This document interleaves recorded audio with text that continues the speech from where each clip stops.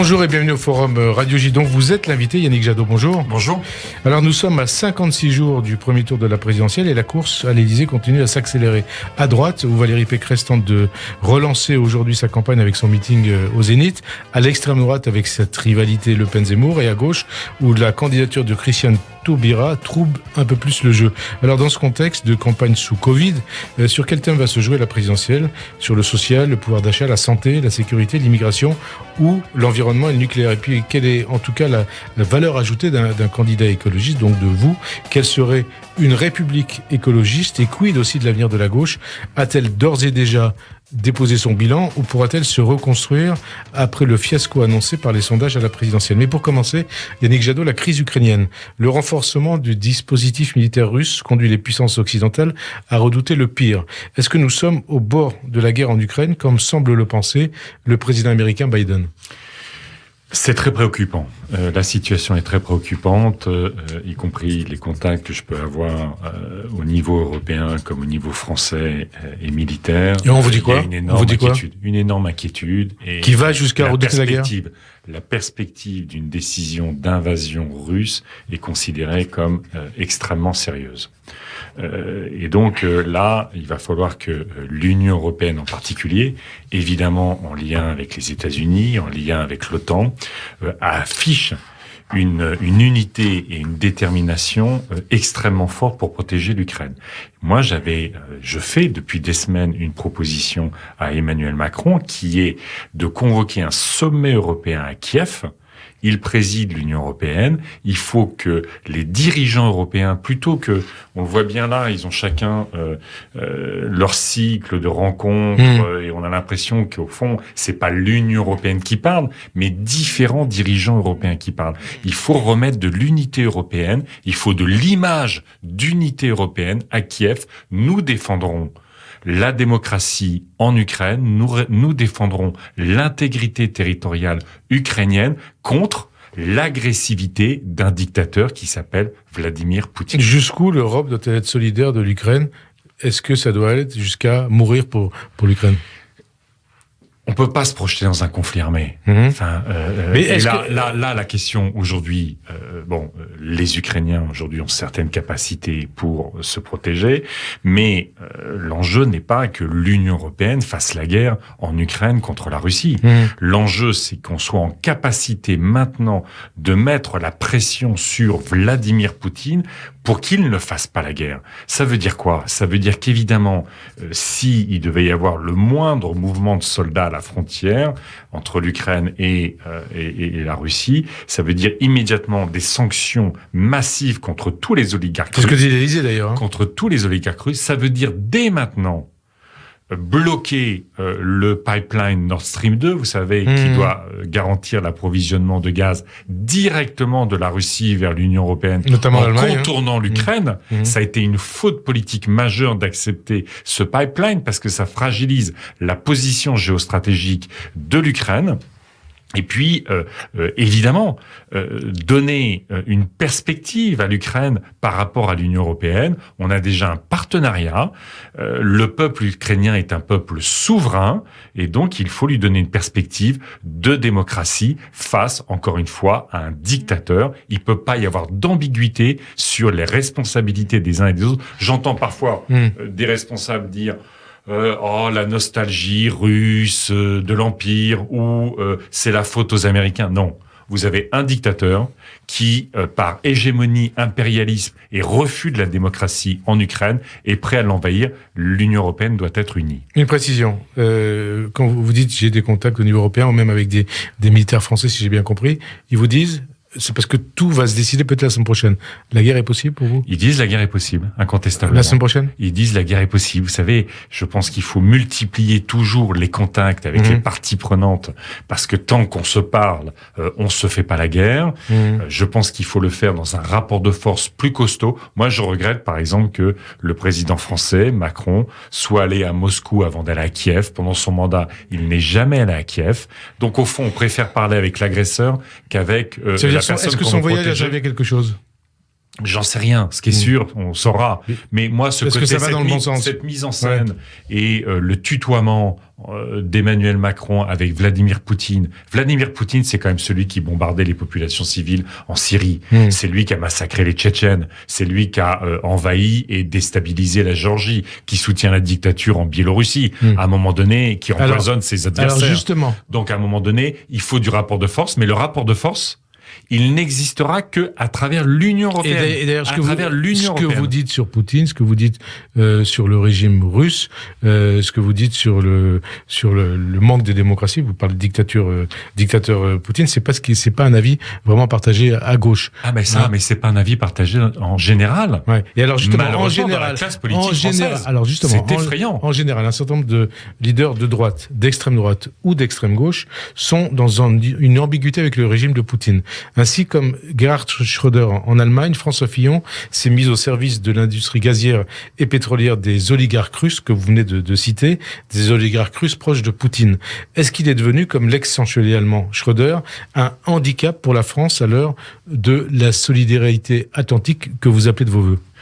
C'est dramatique qu'un ancien Premier ministre de la France ait autant de complaisance, d'incointance et d'intérêt avec des dictateurs. C'est pas nouveau. François Fillon, député, juste après le quinquennat Sarkozy, avait organisé sa vie et ses rémunérations, non pas comme député au service de l'intérêt général français, mais comme conseiller au service des dictateurs. Et donc ça doit impliquer quoi ? Évidemment, ça en dit long aussi sur...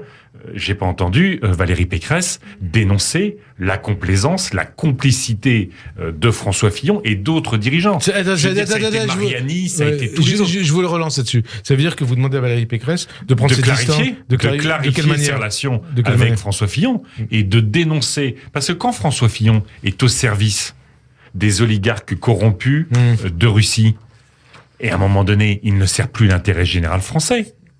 Quand il joue contre la France, contre la souveraineté nationale. Mais bien sûr. À partir du moment où un Premier ministre utilise ses contacts, utilise son expérience politique et quid de quand il gouvernait la France.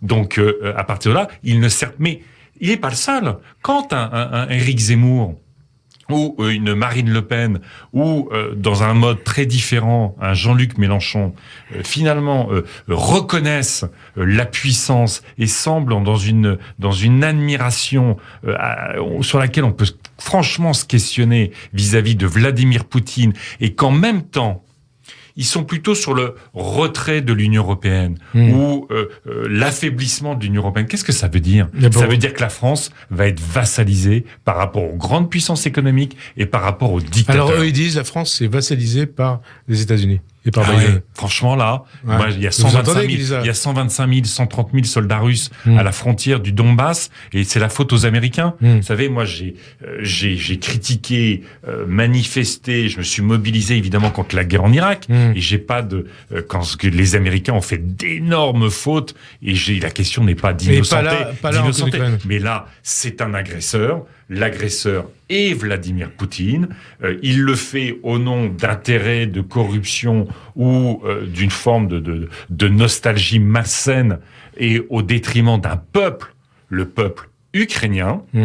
Et j'appelle les responsables politiques français à arrêter cette complaisance. Elle va à l'encontre de l'intérêt de la France, elle va à l'encontre de l'intérêt de l'Union européenne et des valeurs qu'on défend. Et j'ai pas compris des valeurs de démocratie. Ce que vous demandez à Valérie Pécresse, qu'est-ce qu'elle doit faire ? Mais Valérie Pécresse doit dire, je me désolidarise des activités de François Fillon auprès de Vladimir Poutine, de ses amis, comme Olaf Scholz doit le faire vis-à-vis de Gerhard Schröder. Pour nos auditeurs, c'est le chancelier allemand. Hein. Vous voyez bien l'ambiguïté des socialistes allemands vis-à-vis de Nord Stream 2, parce que Gerhard Schröder a toujours été l'ambassadeur des Russes et des intérêts russes dans cette affaire. Donc, parce qu'il travaille pour Gazprom. Il est temps. La question n'est pas de rompre les relations avec Vladimir Poutine et la Russie. C'est un pays qui existe, c'est un régime qui existe. Mais il faut le faire au nom de l'Union européenne, en garantissant la défense des valeurs de l'Union européenne, des démocraties et des pays que nous devons protéger, et pas en fonction des intérêts russes ou vis-à-vis desquels certains responsables politiques français sont trop complaisants. Alors on revient en France, Yannick Jadot, l'actualité c'est ce convoi, on va dire, autoproclamé de la liberté. Quel regard que vous portez sur ceux qui disent représenter la France des oubliés, Yannick Jadot ? Il y a une France des oubliés, c'est incontestable.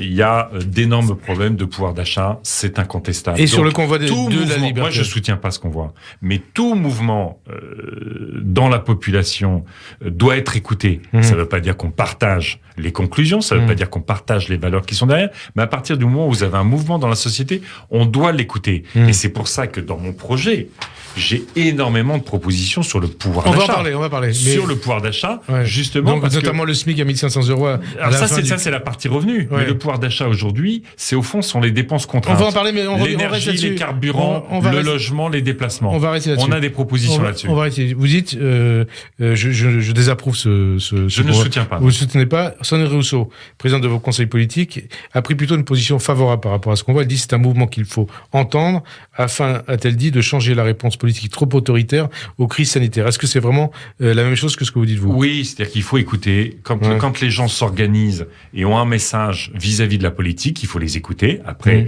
à chaque responsable politique d'en tirer le son et d'apporter les réponses qu'il considère les plus justes. Mais écouter les Français, c'est la base, ça s'appelle la démocratie. Et certains voient dans ce mouvement, on va dire, la main de l'extrême droite, voire de factieux. François Bayrou, il dit « Ce convoi de la liberté est un mouvement de sécession d'une partie du pays ».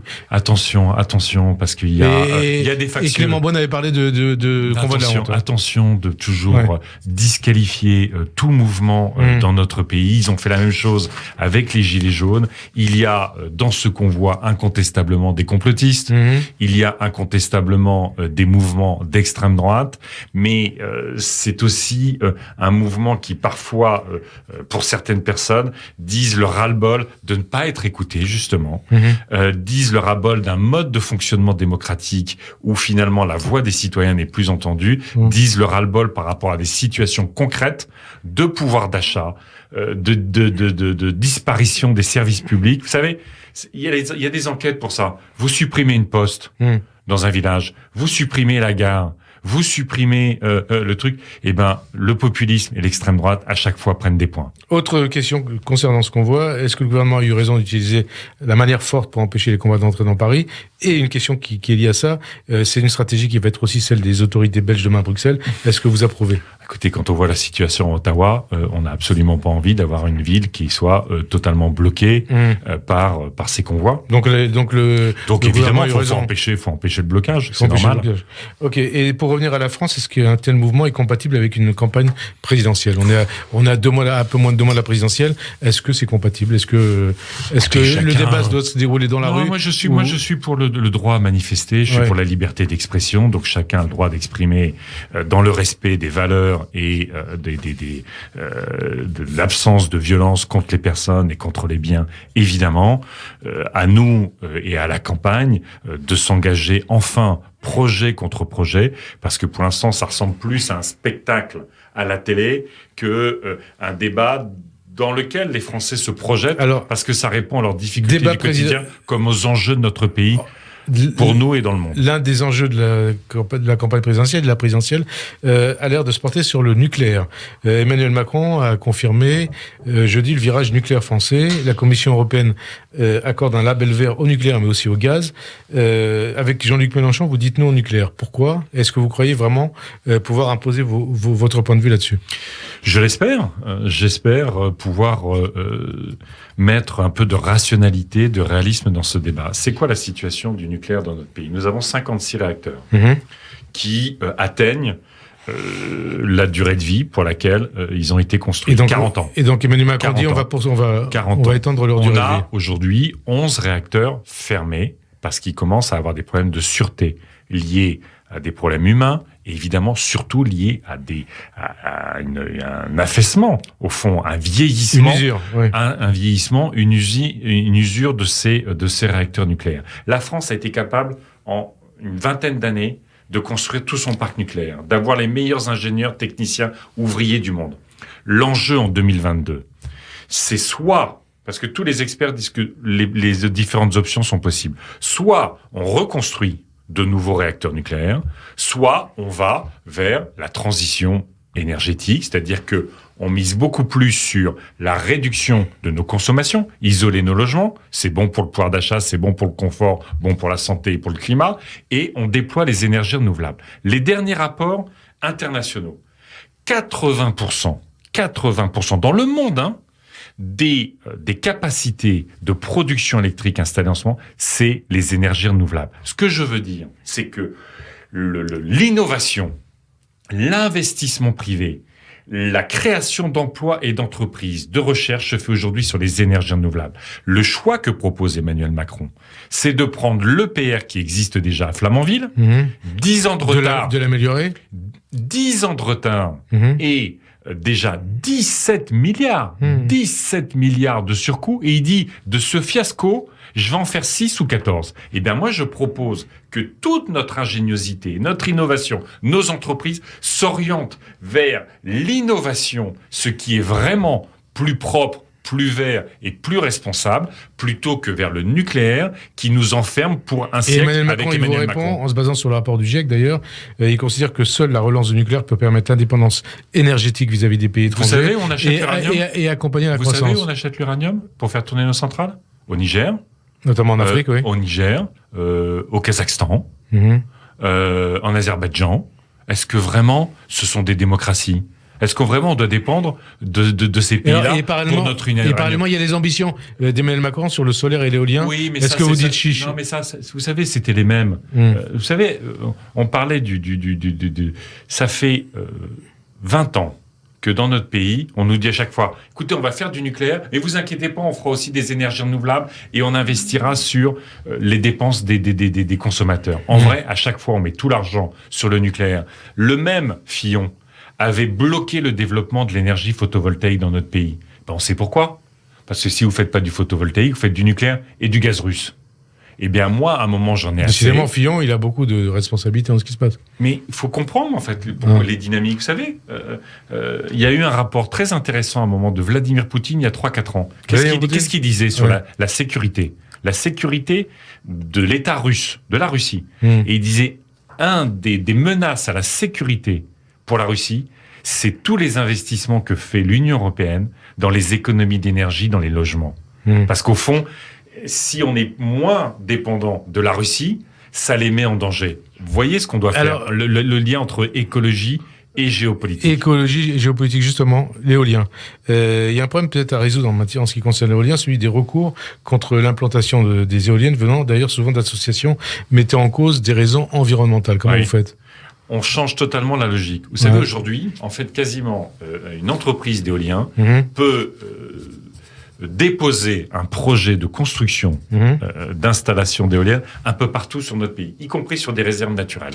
Sauf sur des réserves, enfin sauf près des radars militaires. Des zones militaires. Alors ça, y compris le 18 janvier 2021, donc il y a moins d'un an, Emmanuel Macron, contre toute logique en Europe et dans le reste du monde, a étendu la zone d'interdiction ou de difficulté de construction d'éoliennes de 30 à 70 km des radars. Donc, par rapport ça élimine 70% de notre territoire. Mais moi, ce que je veux faire, c'est au fond définir les territoires où on peut encore mettre des éoliennes terrestres, et à partir de là, on facilite les procédures. Et est-ce que vous êtes favorable ? Mais on arrête d'avoir des projets sur des zones où c'est scandaleux de monter des éoliennes. Et puis on fait de l'éolien offshore, et on fait du photovoltaïque. Vous êtes favorable à l'éolien offshore ? Et alors, les projets... Frédéric, il y a 5400 éoliennes offshore en mer du Nord.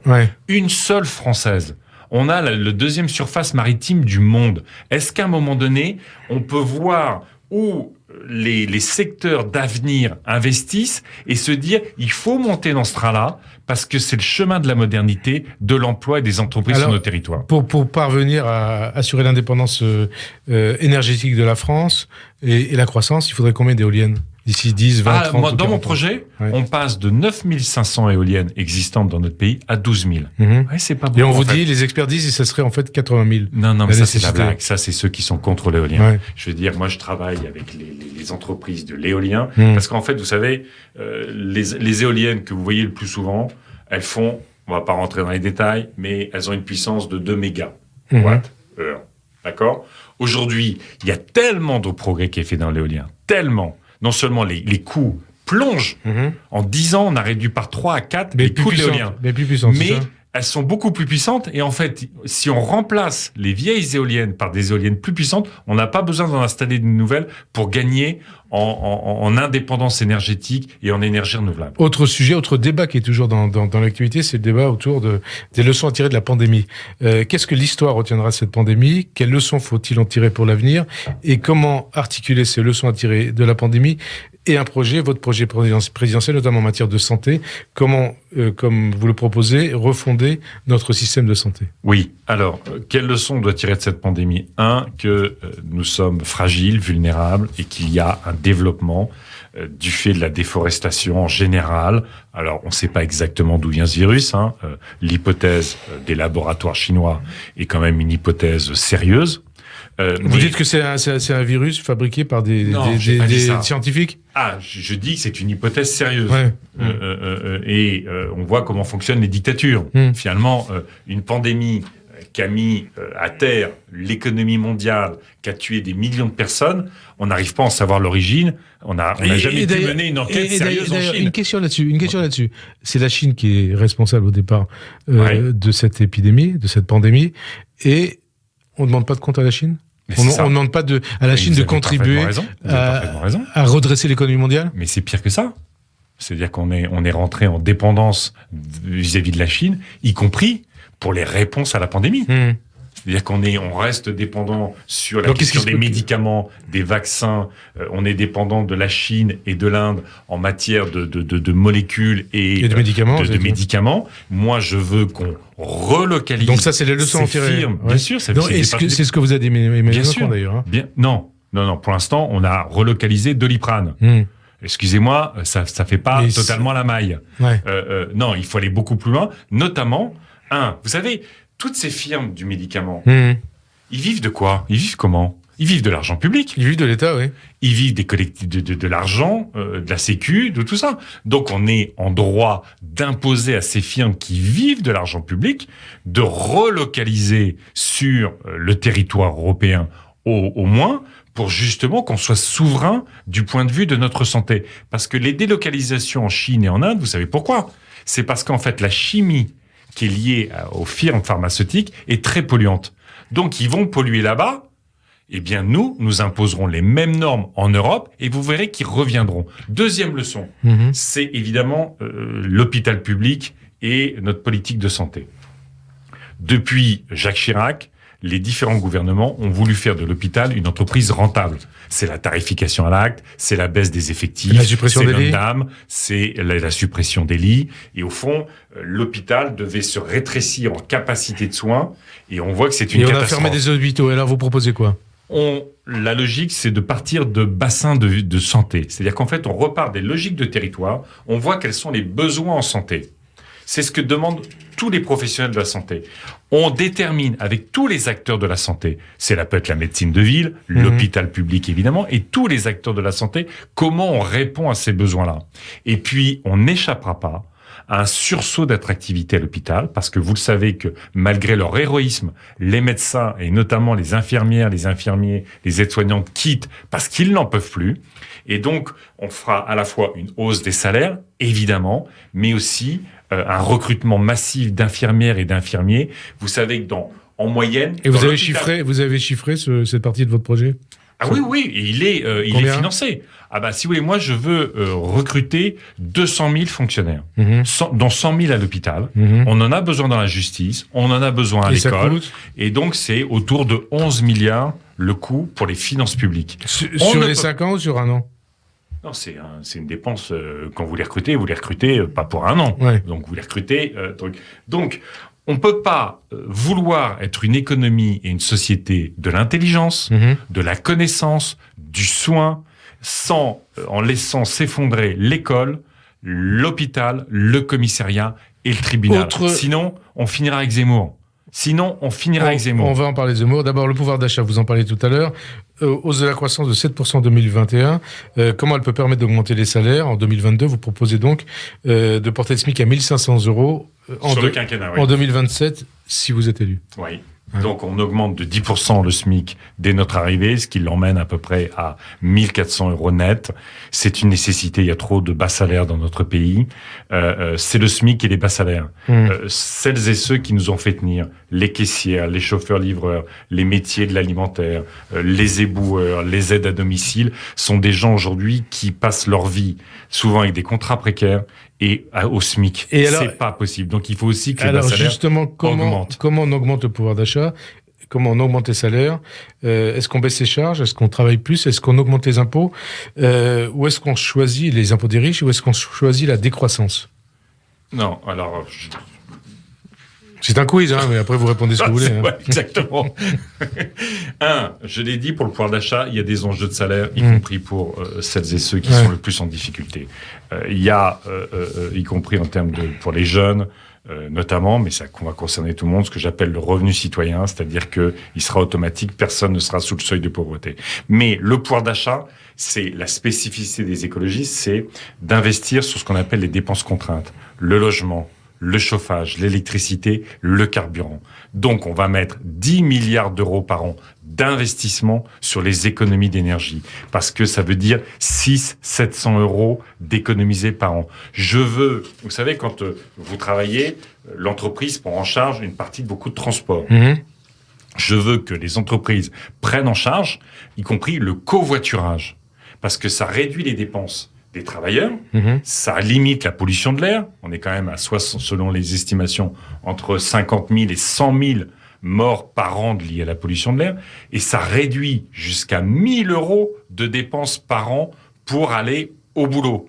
Je veux aussi faire évoluer la TVA. Quand c'est réparable, on baisse. Les transports publics, on baisse. Quand c'est de l'obsolescence programmée qui vient de Chine, on augmente. Ça créera des emplois. Donc c'est une sorte de TVA sociale.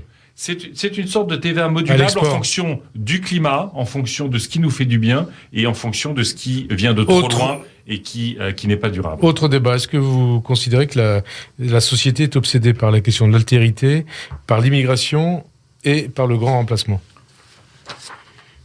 Quand on regarde les enquêtes sur les préoccupations des Françaises et des Français, elle n'est pas obsédée par ça. Le débat politique est obsédé par ça. Débat politique ou débat médiatique ? Les deux. C'est pas mon obsession à moi. Mais évidemment, le débat politique, il passe aussi par le débat médiatique. Il y a de la fatigue. Il y a une énorme, ce que certains experts appellent la crise de l'avenir. C'est-à-dire qu'au fond, la trouille... Le déclinisme aussi. C'était mieux avant. Ça renvoie ça. C'était mieux avant. C'est-à-dire qu'au fond, on pense que nos enfants vivront moins bien, parce qu'il y a la mondialisation qui est dure, parce qu'il y a le terrorisme, parce qu'il y a la finance, parce qu'évidemment, il y a le dérèglement climatique. Tout le monde a la trouille de tout. Et forcément, quand l'avenir est angoissant, quand le présent est très difficile, c'est quoi le réflexe ? C'est de se plonger en arrière. Et vous avez effectivement des responsables politiques qui disent « oublions l'avenir », mettons des œillères sur le présent et plongeons-nous dans le passé jusqu'à le réécrire. Non seulement le fantasmer, mais jusqu'à le réécrire. Alors, Eh bien, moi, j'ai soif d'avenir. Je veux que mon pays, la France, retrouve confiance en l'avenir. Eh bien, pour retrouver confiance en l'avenir, il faut lutter avec détermination contre le dérèglement climatique, sinon ce sera le chaos. Lutter pour plus de justice sociale, pour plus de démocratie. Et à partir du moment où on se projettera collectivement ensemble sur les grands défis de l'avenir, qu'on se mobilisera aujourd'hui, il y aura plus de lucidité, de sérénité, y compris par rapport à notre passé. Alors plus de lucidité, de sérénité, ça nous conduit à parler de Zemmour. Zemmour, quand on l'écoute, on se dit justement qu'il considère que c'était mieux avant. Qu'est-ce que vous inspire sa campagne, ses thèmes de campagne autour de la théorie du grand remplacement, de la réhabilitation de Pétain, ou même de la mise en cause de Dreyfus? Qu'est-ce que vous en pensez? La devise de la République, ça peut pas être racisme, antisémitisme, révisionnisme. La devise de la République, c'est liberté, égalité, fraternité. Zemmour porte des pulsions de mort, je porte des pulsions de vie. Zemmour, au fond, essaye de réconcilier une partie de la France avec l'Algérie française, avec Pétain, avec l'antisémitisme. Et au fond, ce que le père Le Pen n'avait pas réussi à faire, il arrive à le faire. Ce que le père Le Pen n'avait pas réussi à faire, ne voulait pas faire. Je pense que quand tu parles du détail de l'histoire, voilà. il assume son antisémitisme, il assume, au fond, la collaboration et beaucoup de choses. Et Zemmour, c'est pareil? Zemmour porte la même chose, sauf qu'il a une différence avec Le Pen. Et peut-être c'est la différence la plus perverse, c'est que Zemmour est juif. Et alors? C'est-à-dire qu'en fait, il fait le juif de service pour les antisémites.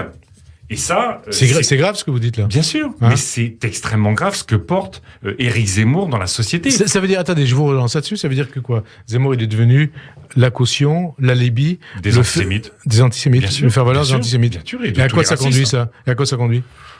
Écoutez, j'espère que les Français auront l'intelligence de ne pas plonger dans ce qui serait plus qu'une régression historique, ce qui serait un affaissement de la France, de la démocratie, de nos valeurs. Enfin, Éric Zemmour porte la division en permanence. Si vous voulez, il porte la division où il inocule un poison dans la société française, dans le débat politique. Il inocule, comme d'autres, le poison de la division et de l'ennemi de l'intérieur. Enfin, ça nous renvoie à des pages de l'histoire extrêmement violentes. Et donc, vous avez, encore une fois, quelqu'un qui, plutôt que d'apporter des solutions aux difficultés réelles des Françaises et des Français, plutôt que d'apporter un projet qui nous emmène positivement et qui nous rassemble et nous réconcilie. Qu'est-ce qui fait Éric Zemmour?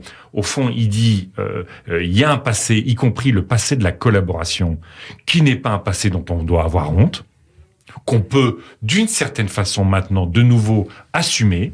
Et qu'est-ce qu'il dit Éric Zemmour? Il dit au fond, moi je suis prêt à diviser les Français et je n'ai qu'un sujet, c'est les boucs émissaires. Et quand un programme politique s'articule uniquement autour des boucs émissaires qui sont les ennemis de l'intérieur, ça n'est jamais bon pour la démocratie. C'est toujours les dérives autoritaires, c'est toujours les dérives autocratiques et c'est toujours ce qui nous emmène vers des dictatures. Donc alors, attention. Et alors justement, Zemmour, vous dites c'est la caution juive des antisémites. Il se définit comme juif berbère, il y a quelque chose qui cloche, quoi. Écoutez, ça, moi, comment il se définit? Moi, je vois quel discours et quel danger il porte pour la République. Vous vous rendez compte que vous avez Zemmour qui dit, au fond, mon problème, uniquement, le seul problème de la France, c'est les musulmans. Mais reconnaissons que les juifs, c'est pas terrible non plus, puisqu'au fond, voilà. Deuxièmement, vous avez Marine Le Pen qui dit, moi, mon problème, c'est les immigrés. Et vous avez Valérie Pécresse qui arrive à un moment à faire un discours qui dit, vous vous en souvenez, il faut sortir les Karcher des caves pour nettoyer les quartiers, y compris les quartiers de non-France. Et Valérie Pécresse, qu'est-ce que ça veut dire? Qu'est-ce que ça veut dire nettoyer des quartiers de non-France? Ouais, ça veut dire quoi? Ça veut dire qu'elle fait du nettoyage ethnique. Elle fait Valérie Pécresse. Écoutez, des quartiers de non-France, ça veut dire quoi? Ça veut dire qu'en fait, c'est des quartiers d'étrangers. Donc vous dites Pécresse, Zemmour, Marine Le Pen, c'est pareil? Ils sont dans une sorte de primaire autour du racisme qui est extrêmement malsaine et qui, attention, ne résout rien. Ne résout alors, rien, Valérie Pécresse, qui aujourd'hui, on dit autour d'elle qu'elle joue son va-tout dans le cadre de ce meeting au Zénith, elle dit qu'elle voudrait, dans le JDD d'aujourd'hui, elle voudrait aider les pays européens, si elle est élue, qu'ils souhaitent à construire des barrières, voire des murs. Qu'est-ce que vous en pensez? Il y a 6 ans maintenant, vous vous en souvenez, toute l'Europe était sidérée et presque rigolée pendant la campagne électorale américaine quand Trump disait on va faire un mur le long de la frontière mexicaine. Tout le monde trouvait ça aberrant.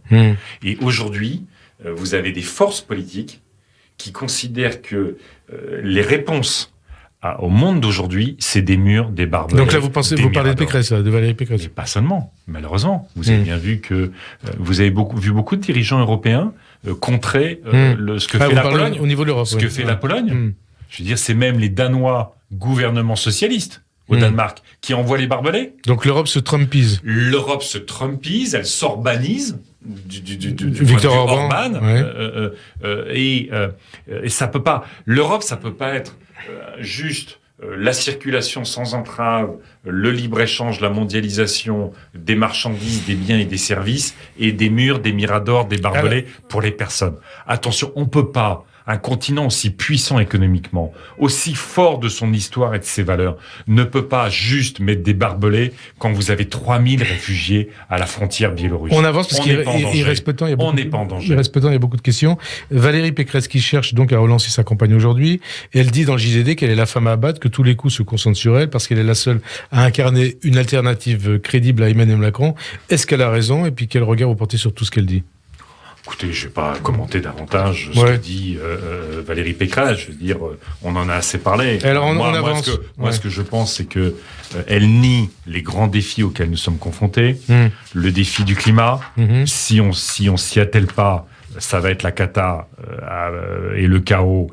Tous les désordres, l'effondrement de la biodiversité, c'est quand même le vivant, c'est la vie, et la justice sociale. Sur ces 3 enjeux, elle a des réponses ultra réactionnaires qui ne résolvent rien. Donc moi, je veux résoudre ces problèmes-là, parce qu'au fond, les écologistes aujourd'hui sont les seuls à affronter les vrais défis et à nous proposer un avenir bienveillant. Alors, avant de parler des écologistes et de votre campagne, une question sur Emmanuel Macron. Est-ce qu'il a raison de considérer, le président, que l'annonce de sa candidature doit passer après la gestion de la crise ukrainienne? Vous disiez tout à l'heure qu'elle est grave, après celle du Mali, et après la gestion de la crise sanitaire.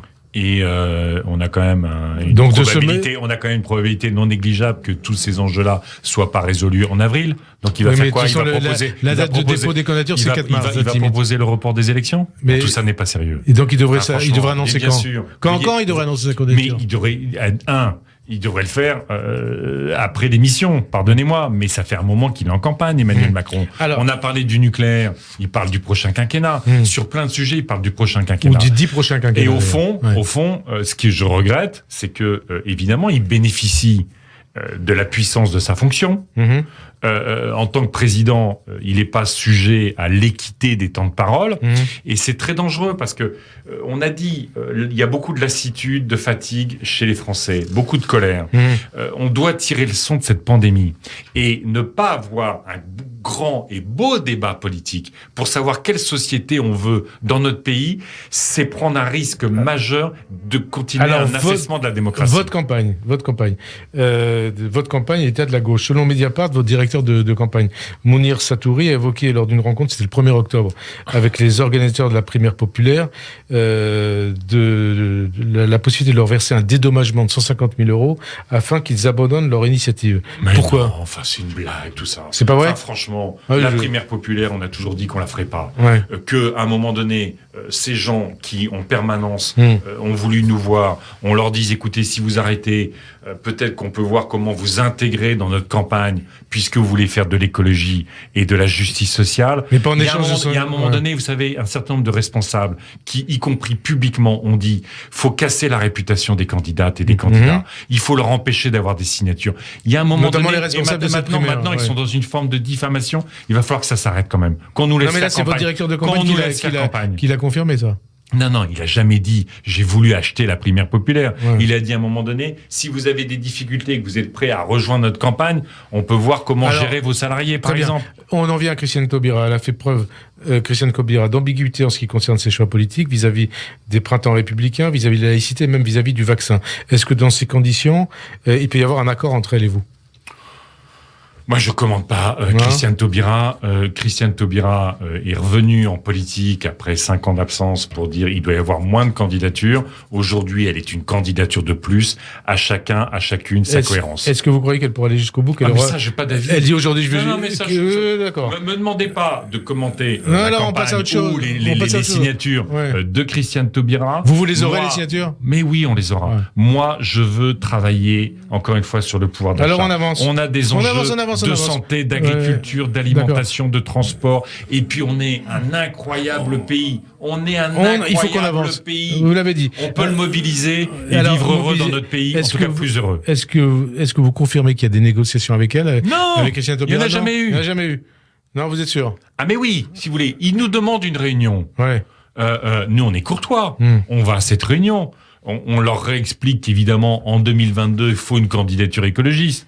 le climat est là, la biodiversité est là, et nous avons 1 an de travail avec des centaines d'experts pour être le projet de l'innovation économique, des nouvelles protections sociales et de la démocratie renforcée. Donc on leur a expliqué qu'évidemment, on n'allait pas lâcher. Toujours sur Taubira, est-ce que vous estimez qu'elle elle vous obsède? Non, pas du tout. Mais si, je vois bien qu'elle vous obsède. Non, mais si, vous, elle parlez vous que obsède d'elle. pas moi. Mais non, moi je parle pas d'elle, vous parlez d'elle. Pas du tout. Parlons de quelqu'un d'autre. Oui, ben justement, vous allez voir. Est-ce que vous considérez qu'elle est victime d'un taux de traitement médiatique? Arrêtez. J'ai pas fini la question. Sexiste, voire raciste? Non, j'en sais rien. Parce que c'est vous savez qui dit ça? Je sais pas. Sandrine Rousseau dit ça. Très bien. Sandrine Rousseau vous obsède aussi. C'est elle qui est obsédée par Taubira, c'est pas moi. Mais non, personne n'est obsédé. Nous, notre vraie obsession, franchement, c'est d'offrir un avenir serein à nos enfants. Ouais, d'offrir un avenir serein à nos enfants. Comme tous les candidats d'ailleurs, non? Je sais pas, parce que quand vous plongez dans le passé, ou quand vous dites non, il n'y a pas de RSA pour les jeunes. C'est ce que fait le président de la République. Quand le président de la République a réduit l'investissement par étudiant dans notre pays, vous vous rendez compte qu'on est un des seuls pays de l'OCDE, un des seuls pays dits riches, où on réduit nos dépenses par étudiant. On a besoin d'une société de la connaissance, de la recherche publique, de l'innovation, et on est dans un pays où on maltraite de plus en plus les étudiants. Et j'inverserai cette tendance. Alors, donc le pari de la jeunesse, c'est le mien. 5 minutes, beaucoup de questions. Comment vous expliquez que votre campagne ne prenne pas, Yannick Jadot? Vous avez commencé dans les sondages au-delà de 10-12%, et vous êtes aujourd'hui en dessous de 5%. Non, je suis pas... 4,5. C'est marrant parce que quand vous prenez les chiffres de Zemmour, vous prenez les plus hauts, alors que c'est une menace pour notre pays. Ouais. Quand vous prenez les miens, qui est un avenir bienveillant pour notre pays, vous prenez les plus vous bas. Avez baissé. C'est marrant cette façon de faire. C'est quoi? C'est 5%? Non, on va y aller. Ouais. J'espère qu'on va enfin pas parler simplement des autres, mais de la campagne des écologistes, des propositions. Les Françaises et les Français, je le vois sur le terrain, ils sont seulement en train de rentrer dans cette campagne présidentielle. Eh bien, je ne doute pas que quand ils vont regarder les projets, les solutions, la crédibilité, ils vont voir que l'écologie, c'est plus de joie, c'est plus d'enthousiasme, c'est plus d'entraide, c'est plus de solidarité. Est-ce que cette joie... Et c'est plus de gastronomie et de plaisir. Vous êtes comme Roussel? Mais moi, je suis au niveau de la gastronomie, parce qu'il a été critiqué de toutes parts. Mais y compris par Sandrine Rousseau là-dessus. Oui, mais c'est marrant. Encore Sandrine Rousseau.